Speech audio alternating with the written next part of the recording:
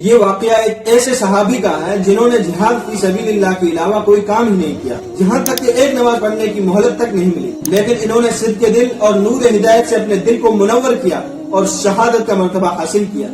حضرت اسود رائی ایک بکریوں کا چرواہا جو حبشی نسل سے تعلق رکھتا تھا اور اس خطے کے سب لوگوں کی طرح اس کا بھی رنگ سیاہ تھا اور سخت محنت و مشقت کی وجہ سے اس کا پسینہ بے تحاشا بہتا تھا۔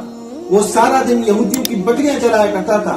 اپنی زندگی میں مگن بکریاں چرانے کے علاوہ اسے دنیا کی کسی دوسری چیز سے غرض ہی نہیں تھی۔ ایک دن بیٹھا ہوا تھا، یہودی جنگی تیاریوں کے بارے میں باتیں کرتے ہوئے اس کے پاس سے گزرتے ہیں۔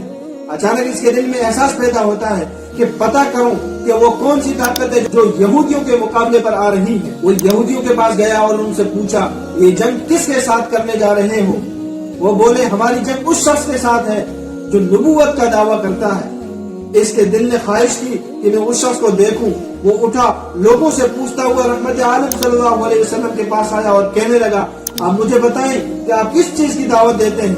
اللہ کے پیارے نبی صلی اللہ علیہ وسلم نے فرمایا، میری دعوت توحید کی دعوت ہے کہ اللہ کے سوا کسی کی عبادت نہ کرو، اس کے ساتھ شریک نہ ٹھہراؤ اور مجھے اللہ کا رسول مانو، اور یہ کہ میں اللہ کی وحی سے اس کے احکام لوگوں کو پہنچاتا ہوں۔ اس نے کہا، اگر میں ایک اللہ پر ایمان لے آؤں اور آپ کو نبی مان لو تو کیا ہوگا؟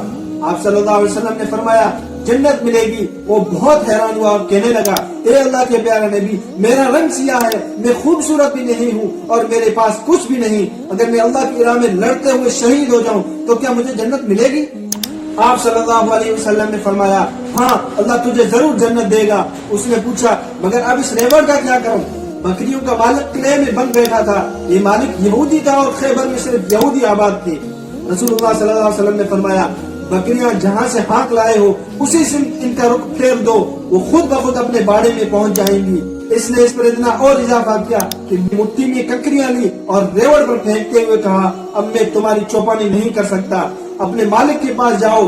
دیکھتے ہی دیکھتے بکریاں قلعے کی دیوار کے پاس پہنچ گئی جہاں ان کا باڑا تھا۔ اس کے بعد وہ اٹھا اور یہودیوں کے خلاف جنگ میں شریک ہو گیا اور لڑتے لڑتے راہ خدا میں جان دے دی۔